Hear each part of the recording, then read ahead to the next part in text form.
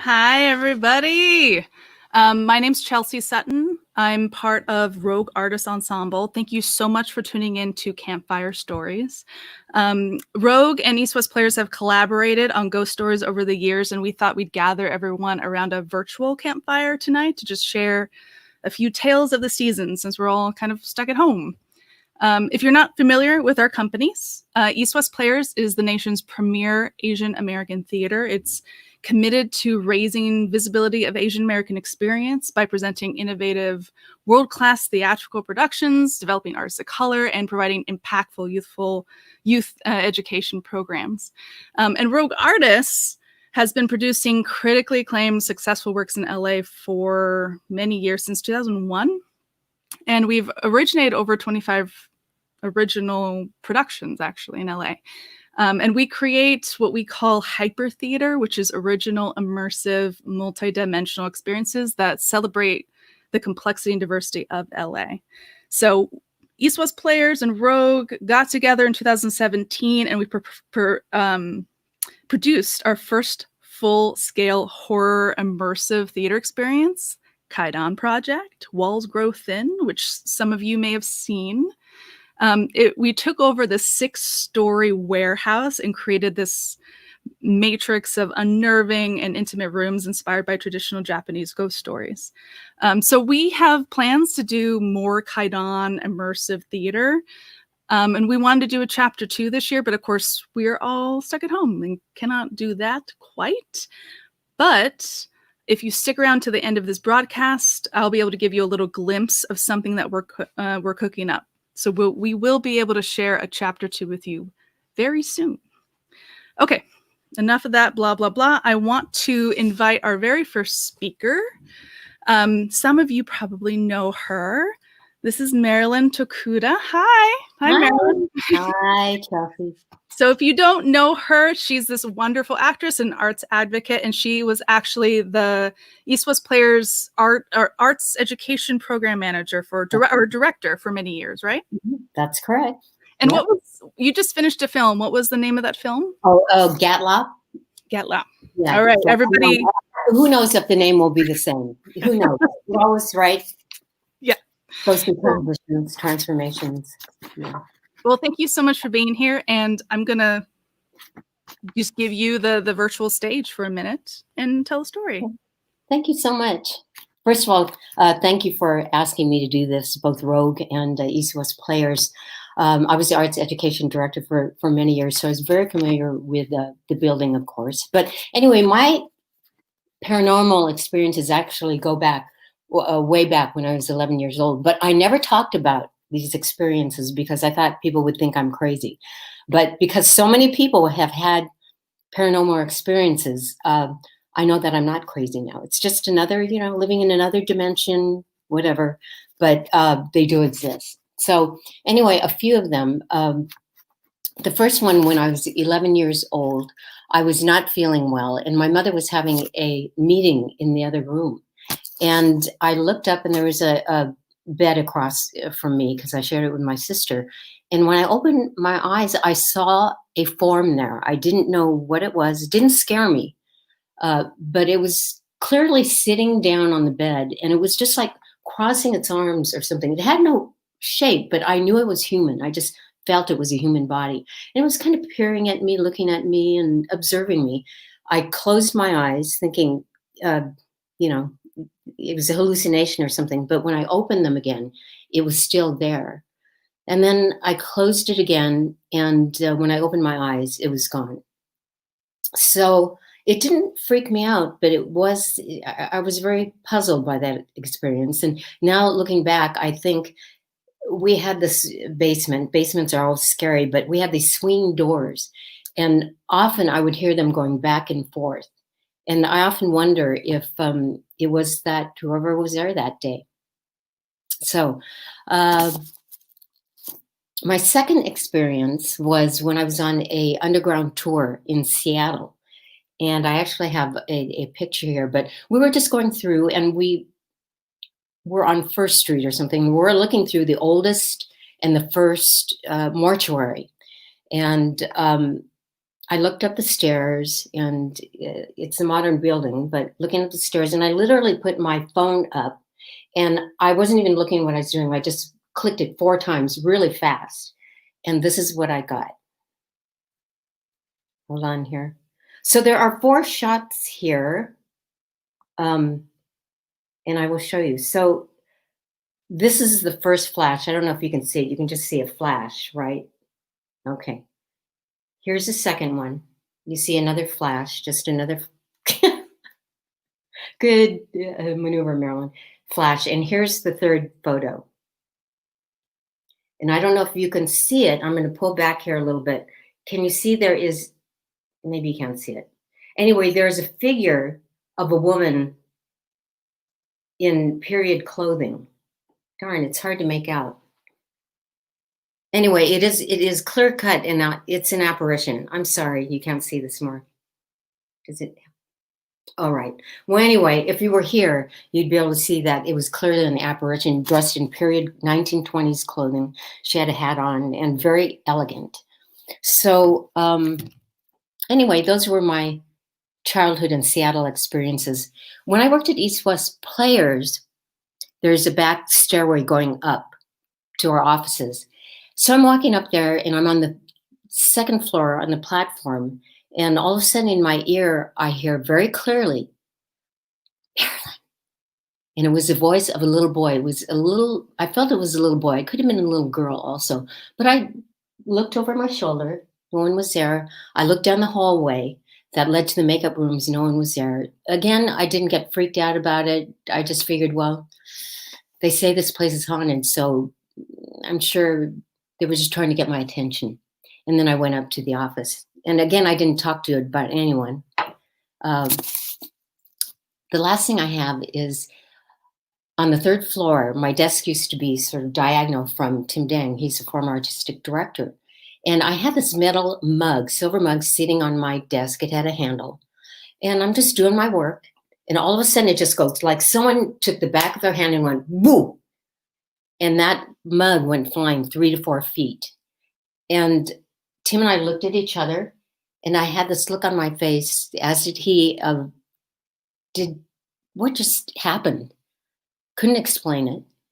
And after a few seconds, the logical, disbelieving Tim said, oh, Mare, did you do that? And I said, no, absolutely not. I know for a fact that was a paranormal experience. And haven't been able to explain it to this day. But someone hit that mug, but it wasn't me. Wasn't me. Anyway, those are my stories. Thank you. Those are amazing, Marilyn. Thank you. Oh, thank you. Did you hear your voice? Did you hear your name whispered a lot when you were working there? Or was it just that one time? Just that one time, but it was very loud, and it was very clear. Wow. And it was the voice of a child. So, yeah. That place is hot. But, it never scared me. I just kind of went on, with my day, went up to the offices, but I didn't say anything to anybody because I thought they'd think I'm crazy or something. But I feel like that's a theme that no one wants to talk about it because you feel crazy. But you know what? It's not anymore because these experiences have been happening to too many people. It's just everyone I talk to, I'll say, I didn't know that happened to you. Well, I didn't want people to think I was crazy. Anyway, thank you so much for asking me to do this. Of course. Thank you so much for doing it. You're welcome. Have a good night. Thanks. You too. Bye. Bye. Okay, so she's amazing. I'm going to bring in our next storyteller, who is one of my favorite people, Dawn Anderson. Hello. Dawn Anderson. Hi. Hi. So I'm gonna read a little bio about you because then you're gonna sit there and you're gonna listen. So you are I added this. You're a brilliant actress. Oh, thank and you. You also appeared in our original Kaidan Project in 2017. Which is where I met you, and you have been instrumental in creating our chapter 2. So, thank you so much for being around. You're a Korean, Scandinavian American actress, writer, and intuitive based in LA. She's sensed spirits from a very young age, and in following her intuition has developed multiclare skills and now helps guide others in past life reading and healing and mediumship, connecting, clearing, and general spiritual guidance.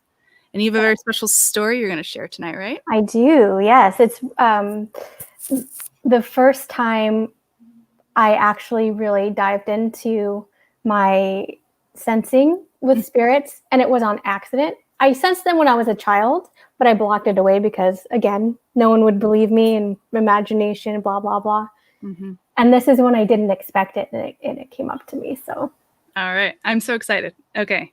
Take it away.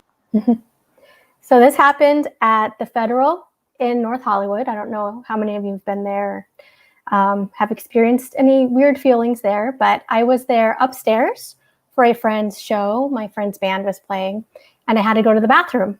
Completely sober, no alcohol, no anything.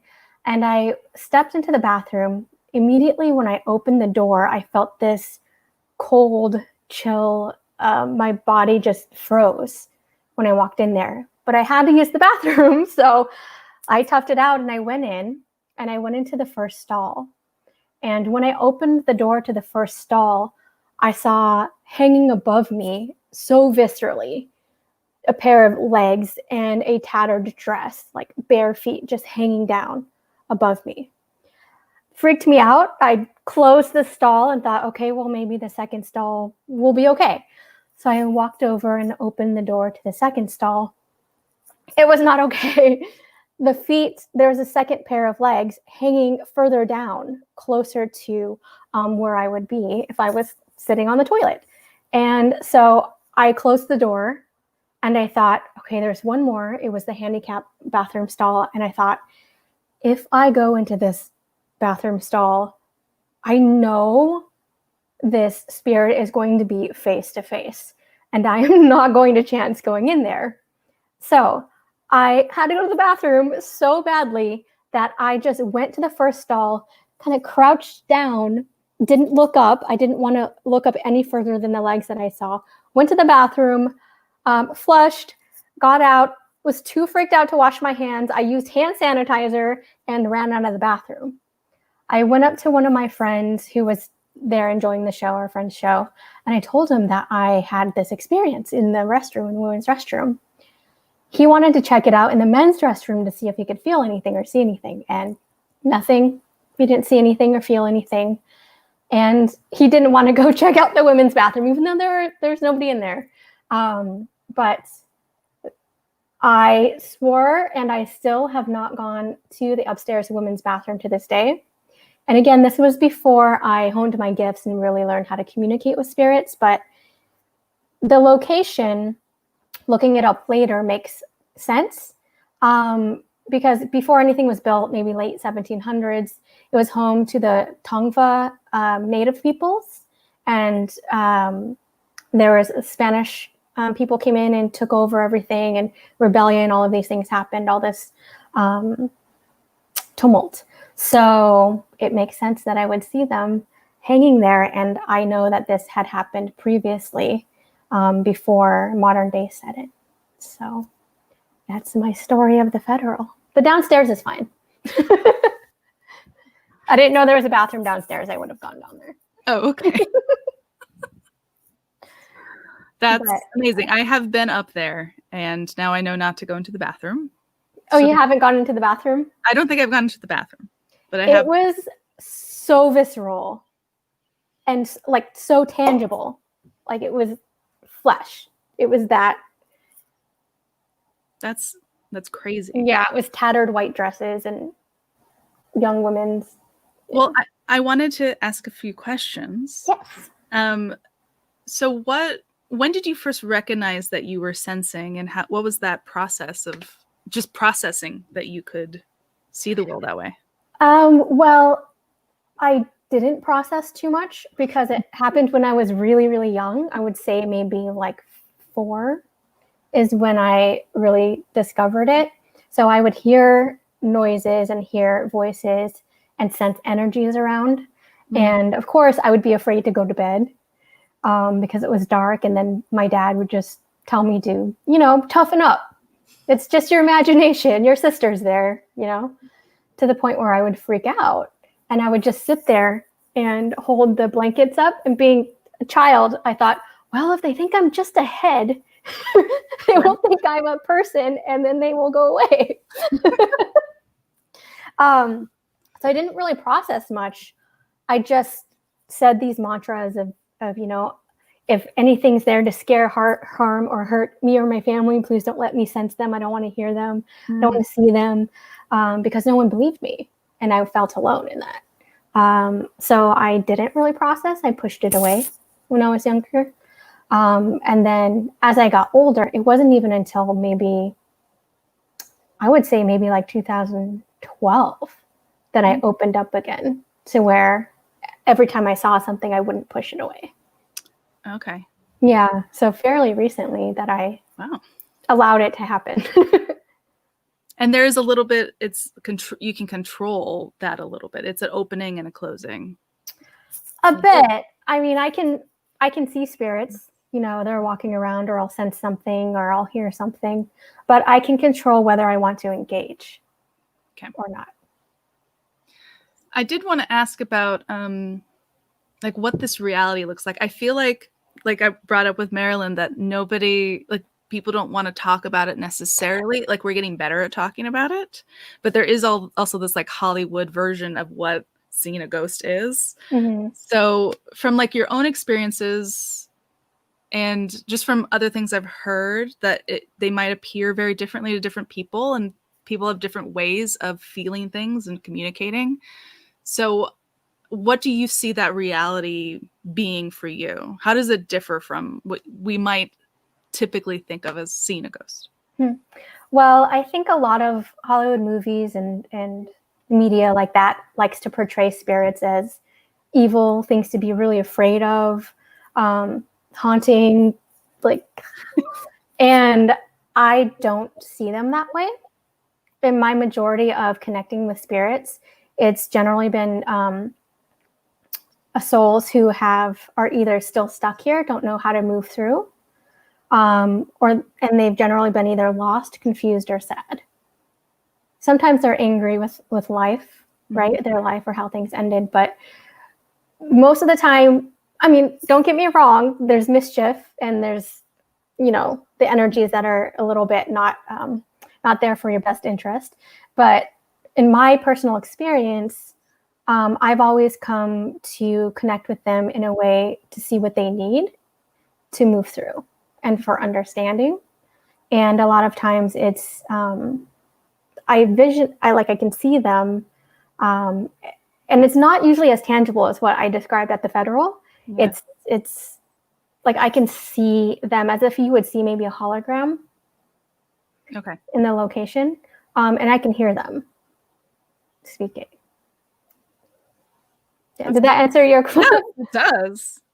I could ask you a million more questions, but I wanted to ask if somebody is experiencing something and maybe is at the beginning of that journey, do you have any advice for how to go about it, or to protect themselves, or anything? Mm-hmm.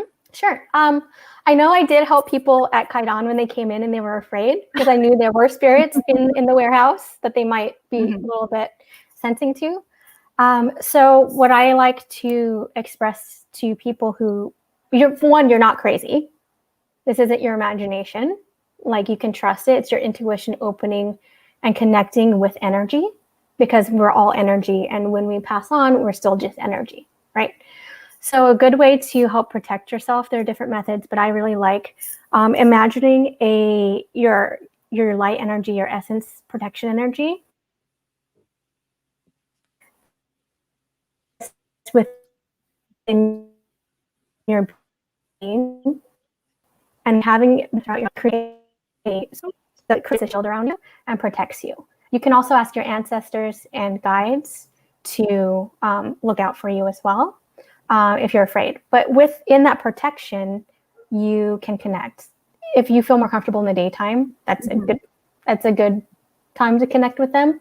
And also, if you want to connect with loved ones, you can ask them to visit you in your dreams, because our defenses are more open and we're more vulnerable and open to connect during dreams. And then when you wake up, just write down or record your messages that you heard. That's amazing. Thank you. Mm-hmm. You broke up a little bit. So it was a light, imagining a light in your chest. Oh, yeah. So I like to imagine this warm light that is your energy essence that's connected to everything, right? Mm-hmm. This is beautiful energy that you are and everyone is. So you imagine this warm, beautiful light expanding through your body and expanding throughout and creating this sort of amoebic shield around you. And that you can let things permeate or not. And that way, when you connect, nothing can come in and through. Awesome. Thank you so much for taking the time and for You're the welcome. great story. And I know I will be seeing you soon. So yes, thank you for having me. bye. Taking you out. Hi. All right. Everyone's amazing so far. I do have a very, very special guest who some of you might know. She's very mischievous. I don't know if you recognize the Oni. Hello, Oni. Chelsea! Oh, am I on? Am I doing the tech right? Yes, I can see you. You're doing great. So the Oni was actually one of the stars of our original Kaidan Project as well, Walls Grow Thin. And Oni will be actually appearing in chapter 2 as well. So we're very excited to have you back. It's very good. Usually you're found wandering around the graveyard, forcing monks to tell you stories with biwas and things, but you're going to tell us a story tonight, right? Yes. Oh, I love the monks with biwas, my favorite. But yes, one more story tonight. Okay, let's see what you got. Okay. So, this story is a very personal and sentimental one to me. It is a very serious, contemplative, and life-changing tale that takes shivers down my spine. Just kidding. I don't even have a spine. No. This is just one of those little stories my ma used to tell to me. Back when I was a young demon. Nothing too serious about it. I was pulling your leg, which is funny because I don't have legs either. I can pull yours, but you can't pull mine back. Anyway, so this is the story of the Yuki Onba. So, this is the way my ma used to tell it to me. It is said that on snowy, cold nights, a very dangerous woman comes out of the forest, and she is not to be trusted. One night, a lone traveler was walking through the snow.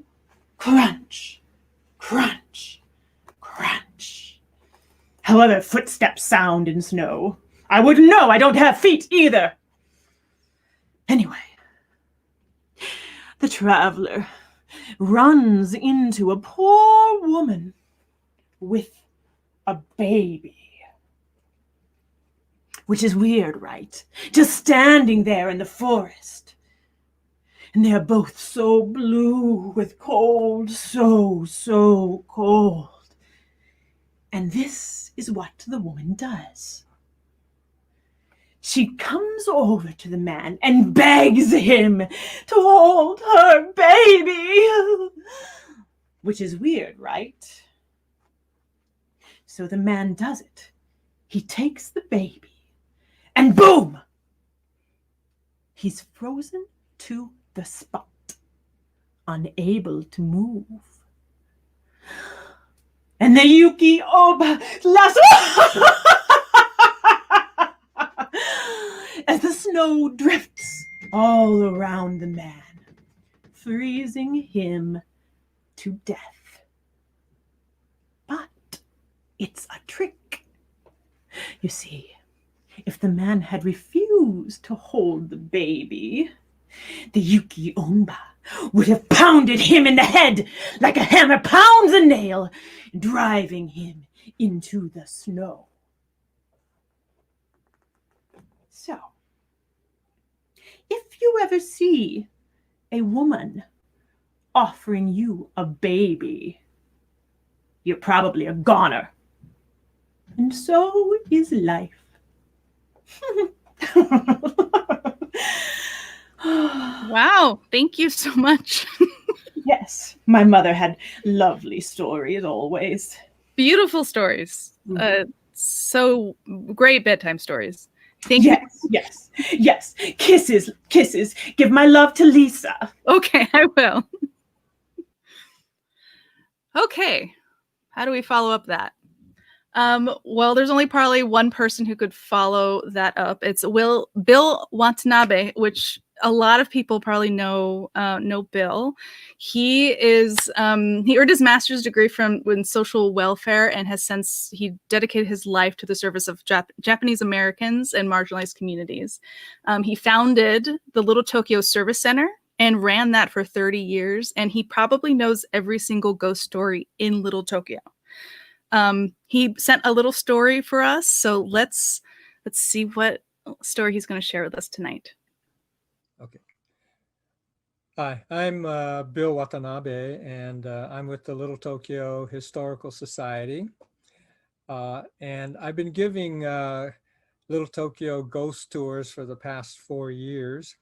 And so I've kind of bumped into people who've told me stories about things that they've seen or experienced in Little Tokyo, and particularly at the East West Players Theater and the Union Center for the Arts. I was told that there was an old man named Mr. Takahashi who was a live-in caretaker at the Union Church before it became the Union Center for the Arts. And he lived there for a long, long time by himself and took care of the building. And after after the church moved to another location, and around that same time, he passed away. And so some people think that his spirit might still be in the building that he cared for so long. Little Tokyo is a very old historic neighborhood, and so who knows, of all the people who've passed through Little Tokyo, they have their connections and attachments that maybe their spirits don't want to leave. There was a story that I had heard, and Andy Lowe an audition, and she saw an old man standing in the balcony when no one was supposed to be there. And other people have mentioned to me that they have seen an old man. And what really struck me was about a year ago, I was at a reception. It was a political fundraiser, as I recall. And I bumped into Gedi Watanabe, an actor who had performed a number of times at the East West Players Theater. And Getty asked me, so, Bill, what have you been up to? And I told him, actually, I'm doing this ghost tour in about a week or so. And and I said, in fact, we'll be stopping off at the East West Players Theater. And then without any prompting at all, Getty says, the old man. I saw the old man. I saw. And so apparently the old man at the old East West Players Theater, or I should say the old Union Church, which is now the East West Players Theater, is someone that people have seen from time to time. And so that's the story that I think I like the most.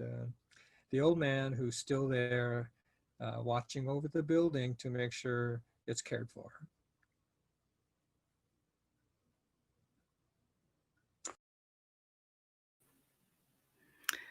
That's so beautiful. Thank you, Bill, for sending that story.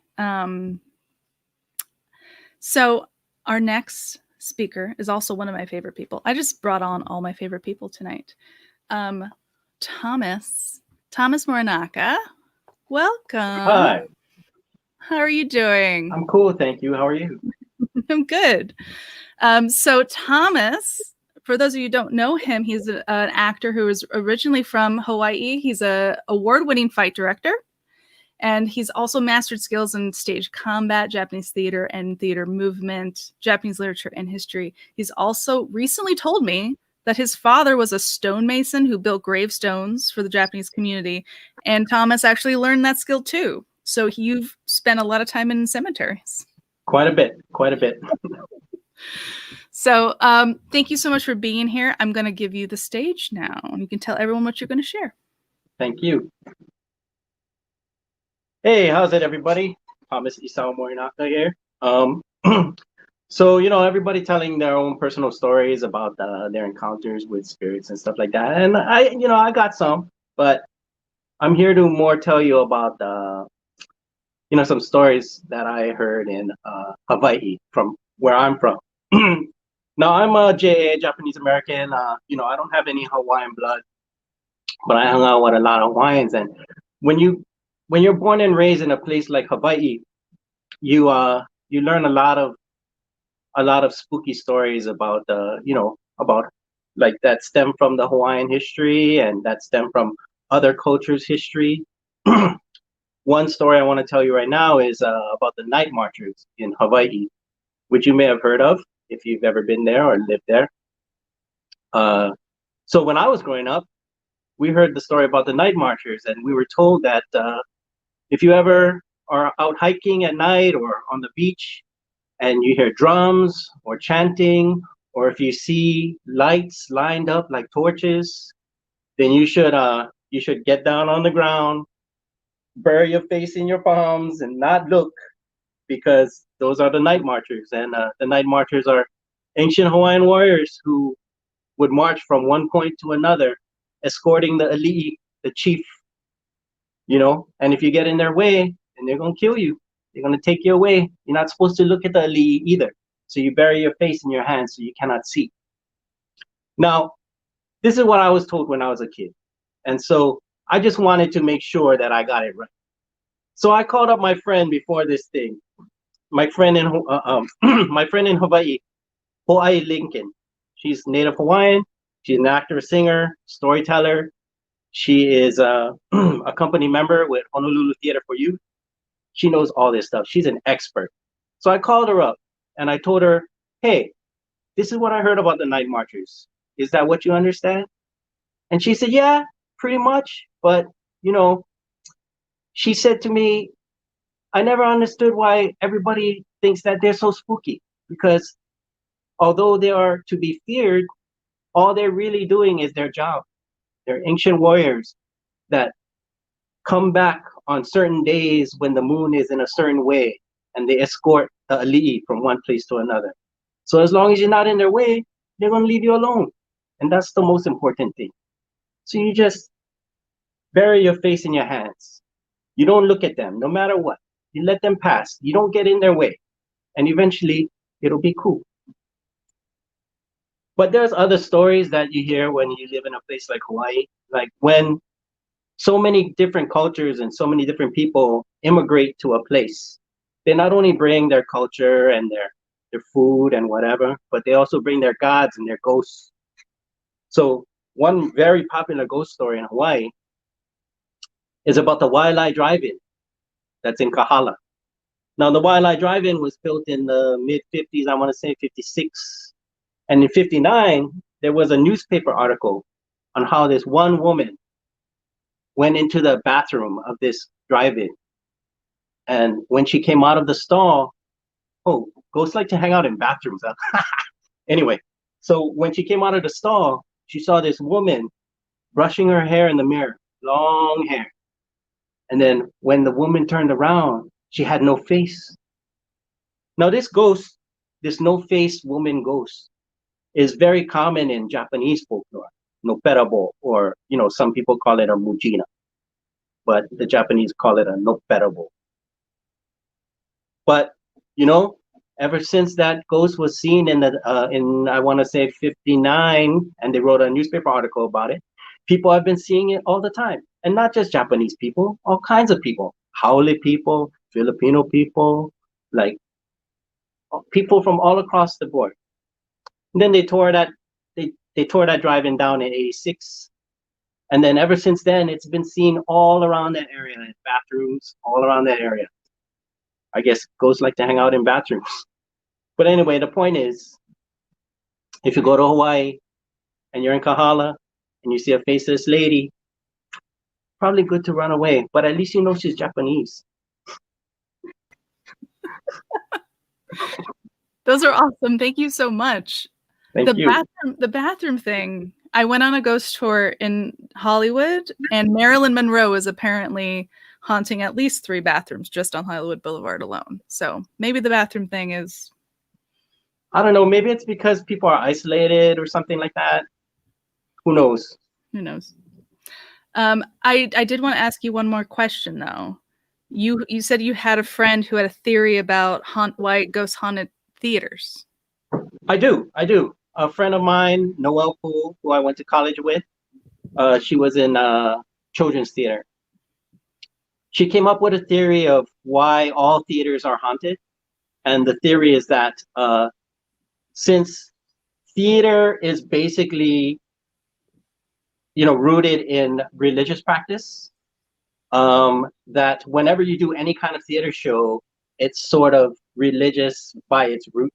And so it attracts spirits. It's a very spiritual thing, and so spirits from all over will become attracted to where plays are performed because they're rooted in this, spiritual or religious kind of thing. I really love that. I like it too. I think it's probably right. There's a concentration of energy at the very least. Yes. Yeah. Definitely draws them in. Yeah. Thank you so much, Thomas. Thank you. I will see you very soon. Yes, for sure. All right. So, really great stuff so far. And I have another great storyteller who is a writer who's been in a fellowship with me, and she's a great storyteller and also a sensing person. This is Natalie Mann. Hello, Natalie. Oh, you're muted. Hi, Chelsea. This is 2020. We're unmuting ourselves, meeting ourselves is what we're doing. So Natalie is an educator. She holds a Master's of Arts and Humanities from San Francisco State University. And before being selected as a 2018 PEN America Emerging Voices Fellow, she attended VONA Voices and Tin House summer workshops, which we went to together, which was fun. And I think there's something you're going to tell about that later. Her writing has also appeared in Angel City Review, The Rattling Wall, and the anthology Only Light Can Do That. She's currently working on a memoir based on her experiences growing up in a multi-ethnic family in the San Fernando Valley. And she's currently attending Bennington writing seminars. Welcome, Natalie. Thank you so much for having this, Chelsea. This is incredible. So you have thank you for being here. Okay, so I'm gonna give you you're breaking up a little bit, but I'm gonna give you the stage and just jump on in. Okay, thanks. Okay, so my name is Natalie Mann, and I'm working on a multi-ethnic memoir at the same time that I'm telling the story. What I'm realizing is that my first stories regarding spirits, I was listening to Dawn, and I'm realizing maybe this is why I couldn't sleep as a child and why I had an imaginary friend. Maybe it was like a spirit or something, not actually like an imaginary being. But I remember my dad telling us the story about when he went to India after cremating my grandmother.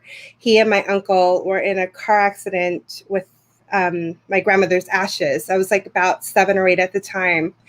and it was raining really hard. It was like monsoon season, and the taxi driver, did whatever it had to do. But my dad was holding on to ashes to make sure that they wouldn't spill. And as they were in this accident, both he and my my uncle heard my grandmother actually ask if they were okay. So I think a lot of my stories have just kind of existed within my cultural DNA. And although there were experiences I have had in the house ever since I was like young, the first time I ever experienced a spirit, like collectively, I was driving with my brother in the car. We went to go pick up my sister, who was studying at a local coffee house down the street near CSUN, Cal State Northridge. And earlier that month, she had been telling us how she was hearing somebody call her name. And my brother and I were just like, okay, that's kind of interesting. You're hearing somebody call your name, like this disembodied voice, call your name in the house. And she said it was like happening a lot. So one night, it was Halloween. It was one of those windy Halloweens, not one of those hot Halloweens. And we were driving in the car to go pick her up because she was studying for AP exams in Common Grounds, this coffee place. And as my brother and I were driving, everything was super quiet except for the winds. The radio was off, and we were just kind of tired, going there late at night to pick her up. And somewhere from the back of the car, we heard somebody whisper, Nina, my sister's name. And we both just looked at each other simultaneously, and we were like, did you hear that? And we kind of just acknowledged the fact that we did hear this voice. So many years had passed because my sister was in high school, and it wasn't until probably about a couple of years ago that we finally told her what had happened, and we didn't want to freak her out more. So that is my story. I've also had other stories happen between and around that time, but that is probably the most descriptive story I have to share. That's amazing. Thank you for sharing. I'm sorry. Thank you for sharing. Thank you. I wanted to ask you questions too, because you also are sensing. When did you notice or realize that you could communicate with spirits in any way? I don't know. I think it happened a little bit later in life for me, but I've always had an awareness that there was like communication with spirits and ghosts going on in my family, with like the incident that I talked about with my dad.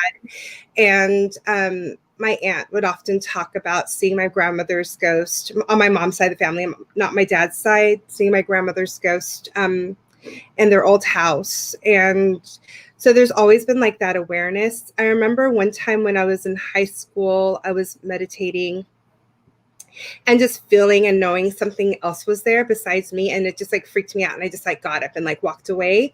And I think that was when I realized that I had the similar ability, or I don't know, I think everybody has the ability, but I had this capacity to understand what was around me a little bit more deeply, and it kind of freaked me out. And then like what Don was saying earlier, I think I just decided to shut that part out until I just had more experiences starting to happen as it was opening up a little bit more. So how do you see this reality of speaking to spirits that's different than the crazy Hollywood version that we all know, which is fun, but not necessarily what you should expect necessarily in a real situation? How do you see that? It's so funny because for me, it's like different spirits come to me different ways. Like male energy appears to me differently than female energy. And oftentimes it's like energy that I have a connection to that appears. And then people who I know I have messages for, I'll just like have a thought come into my head, and it's like, I know it's not my thought. I know that thought is something, it's like somebody talking to you, but it's like a silent talk, and you have that information, and it's usually from somebody who might have passed, and it's like, this person needs to know this. And I remember there was like one time where I had a friend and his brother had a message for him, and it took me 2 years before I actually had the courage to tell. It was like a very simple message, but it took me 2 years before I had the courage to even say anything, because it's like people often might think that you're crazy for thinking these, for having these experiences. But usually I could walk into a place and I know that there's stuff happening in there, or that the place is quote unquote haunted. And it's usually like I put the white light around me just to protect myself. There was only one place where it was like, I need to get out. And it wasn't like that entity or that spirit was making itself like obvious to me, but I could just feel it, and I could feel its aggression. It was actually the Citizen Hotel in Sacramento. And I just Googled it before, and I guess other people have had experiences there as well. Okay. So well, do you have any other advice for anyone who might have an experience or might feel like they're sensing something, and how to process that or deal with it or anything? I think what Don was said was important in terms of knowing that you could put the boundaries up, that you have control as to whether or not you want to let them in or not. And I think knowing that you have that power is like important. One of my friends was having a haunting in her apartment, and I just gave her the advice of like, move your bed, put like crystals around you, sage, just tell it that you don't want it to go near you. Both she and the dog were noticing this entity, the spirit, and it just stopped. It just stopped, bothering her after she basically did that. So, but I did have an experience at Tin House. Oh, yes. Tell me about it. So Chelsea and I were both at Tin House in 2017. Yes. Yeah. And I just, whenever I'm in new places, I always want to sleep with the light on, like, or have a little light on. It's just like, I think it goes with the ghost stuff. But one of the first few nights that I was there, I think it was like the second or third night, like I had a gray, like, mist just appear by my bed, and you're like, yeah, I think I remember this story now. Okay, and then I just had a few other experiences happen there as well, and anyway, so like the last day, I just was like, I don't want to be here alone, and everyone had left, and I just had a feeling that I did not want to be there alone. And it was probably the first time I ever saw anything so clearly in terms of what Dawn was saying as a hologram, because usually I get like color, I get sound, or I get like a thought. I don't ever see anything like pure like that.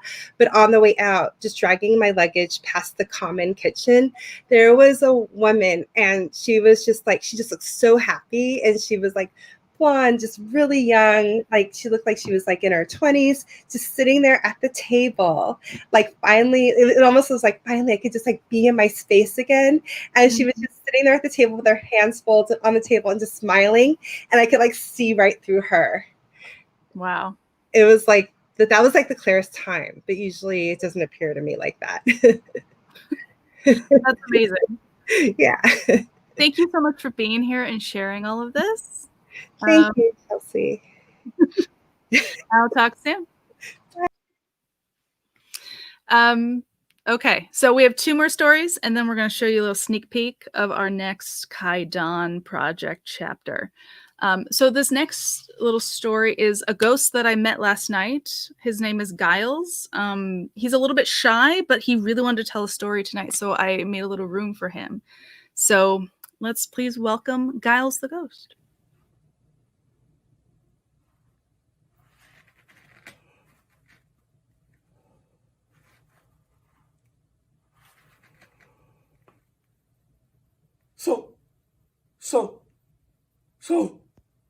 So I met this Lyft driver on a ride last week.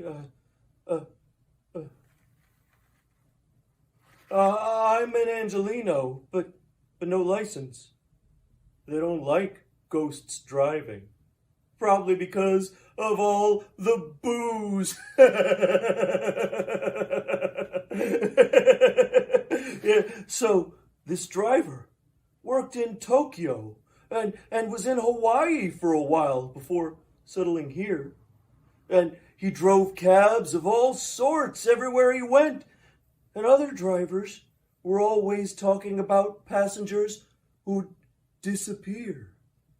But it never happened to him until he came to L.A. So it's a rainy night, which it's L.A., so already weird. He picks up this young woman near Forest Lawn Cemetery, and she's drenched and cold. It's dark, so he doesn't get a good look at her face, but she seemed sad. Which, I mean, she was at a cemetery, so I guess that's what you'd figure. The address she gave was all the way back in Little Tokyo. So they drive, and when they get there, she's just staring up at the apartment building. Never gets out, just watches a shadow of a guy move around. After 10 minutes, she tells the Lyft driver to take her out to Altadena, of all places. So they get to this house, and the Lyft driver looks back, and well, you can guess it, she's gone. He's in total shock that it happened to him. So he's sitting here, not sure what to do, and this man who lives in the house comes walking out and hands the Lyft driver exact change for the fare. Yeah, he explained that the young lady was his daughter, that she'd been buried at Forest Lawn a few years ago, and from time to time she would hail a cab, visit her old boyfriend's apartment, and then come home. He always had the exact fare handy, just in case. And you know what I did to that Lyft driver after we got where I was going? I tipped him extra. What? Did you think I would have disappeared? That's not the kind of spirit I am, folks. That's not the kind of spirit I am.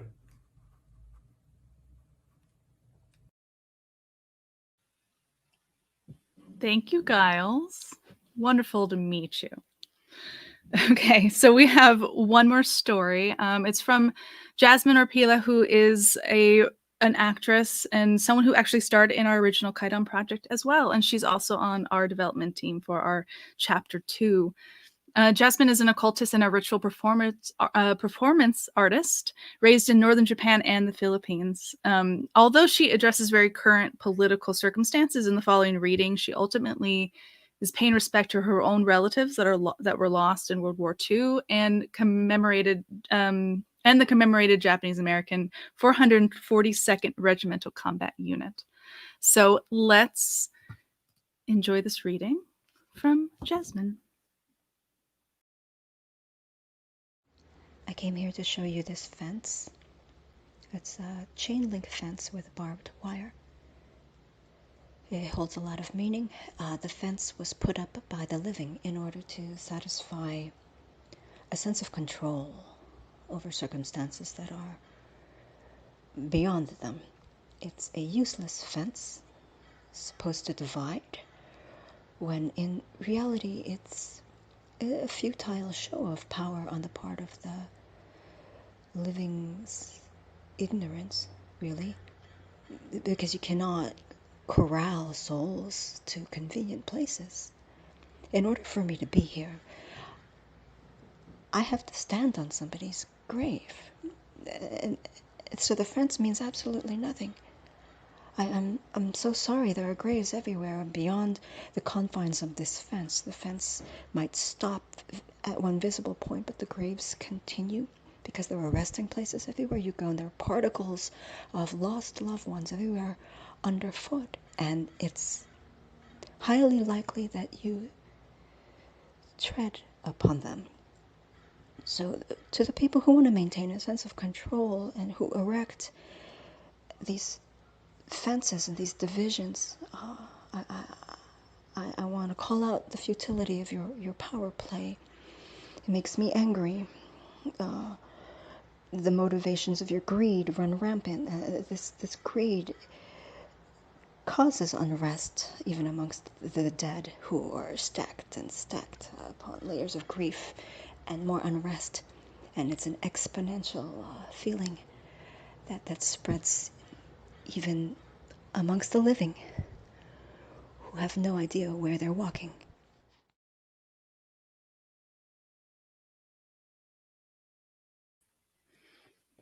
Thank you so much, Jasmine. Okay, so it's what everyone's been waiting for. As I mentioned, we have been wanting to do a Kaidan Chapter 2, but since we are all stuck at home right now, we decided to make Kaidan for your pocket. So we're working on a little project, a little Chapter 2 of Kaidan Project, which we're calling Kaidan Project Alone, and it'll be for iOS and Android very soon. Let's see a little sneak peek of that. Go on. Stand up and go to your front door. No, not the one on the screen. Your real door.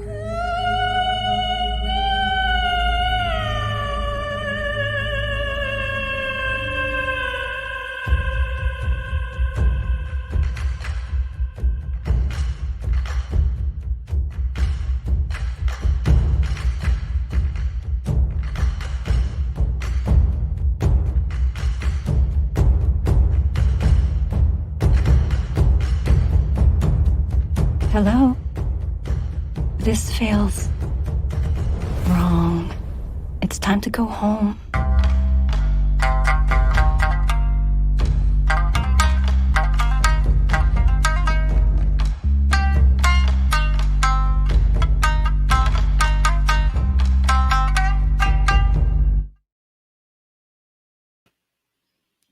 Everyone like that? We really can't wait to share this with you. It'll be coming very soon. If you want to sign up for our email list so that we can tell you when it's launching, you can go to kaidanproject.com. And you can also follow East West Players and Rogue Artists on social media and go to our website. We'll be announcing new things coming very soon. And East West Players has a lot of things happening, and so do we. A lot of projects coming up for December. So just sign up, keep up to date, and I hope you'll join us in the virtual realm very, very soon. Until we meet again, be careful when you shut out the lights. And, remember you're not alone. The spirits are all around us.